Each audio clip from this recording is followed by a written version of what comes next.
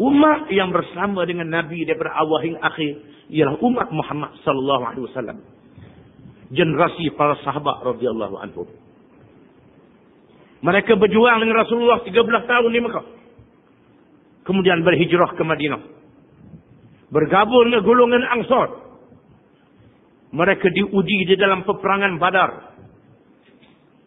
Apabila mereka pergi ke Badar dengan jumlah 313 orang, tiba-tiba mereka terserempak dengan kaum musyrikin yang jumlahnya 1000, berlipat kali ganda, dengan senjata yang cukup lengkap. Mereka tak cukup senjata. Apabila Nabi SAW bertanya pendapat mereka, bagaimana pendapatmu? Asyiruni ayyuhan nas, beri pendapat kamu kepadaku wahai tuan-tuan. Al-Miqdad bin Al-Aswad menjawab, ya Rasulullah, ma naqulu kama qala banu Israil li Musa, idhhab anta wa rabbuka faqatila inna hahuna qa'idun, walakinna naqulu idhhab anta wa rabbuka faqatila inna ma'akuma muqatilun. Wahai Rasulullah, kami tidak kata kepada Rasulullah sebagaimana kaum Bani Israel kata ke Nabi Musa.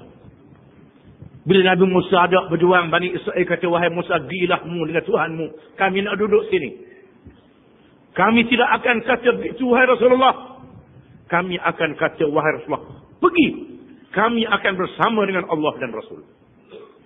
Inilah dia generasi sahabat yang bersama dengan Nabi SAW. Maka Allah Ta'ala menyempurnakan agama Islam kepada Nabi akhir zaman, umat Muhammad SAW. Tidak ada lagi Nabi selepas Nabi Muhammad. Sebagaimana Bani Israel dilantik beratus, mungkin 1000 Nabi yang dilantik. Ada Nabi yang dibohongi, ada Nabi yang dibunuh. Lepas Nabi Muhammad tidak ada Nabi lagi. Tetapi perjuangan Islam berlangsung sehingga hari kiamat. Yang menyambung perjuangan ialah puak golongan di kalangan umat Muhammad yang akan meneguhkan perjuangan sebagaimana yang ada dalam Quran. Mereka tidak boleh dikalahkan. Walaupun tidak ada Nabi dan tidak ada Rasul. Sehingga hari ini, sehingga hari kiamat akan ada. Agama Islam tak boleh dihapuskan. Allah Ta'ala menurunkan ayat ini memberi semangat kepada kita umat Muhammad sallallahu alaihi wasallam.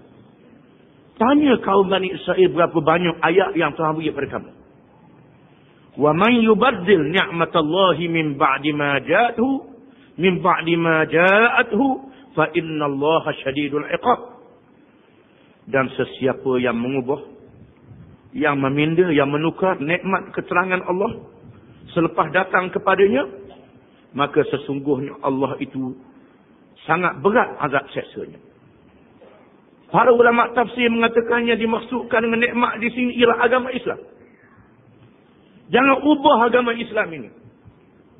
Jangan buat sebagaimana yang dibuat oleh kaum Bani Israel.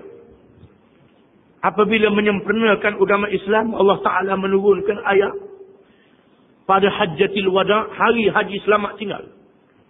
Al-yawma ya'isal ladhina kafaru min dinikum fala takhshawhum wakhshawni. Al-yawma akmaltu lakum dinakum wa atmamtu alaykum ni'mati wa raditu lakumul Islam madinah. Pada hari ini orang-orang kafir berputus asa daripada agama kamu. Mereka tak boleh nak lawan agama kamu, agama Islam ni. Maka jangan kamu takut kepada orang kafir. Takutlah kepada Allah. Pada hari ini telah aku sempurnakan bagi kamu agama kamu. Dan telah aku cukupkan untuk kamu nikmatku, iaitulah nikmat agama Islam. Dan telah aku redha Islam menjadi agama kamu. Kita adalah umat Muhammad sallallahu alaihi wasallam yang mendapat nikmat yang sempurna daripada Allah, iaitulah nikmat agama Islam. Oleh kerana itu apabila Nabi wafat, Nabi mati, berlakunya reddah, berlakunya peristiwa murtad.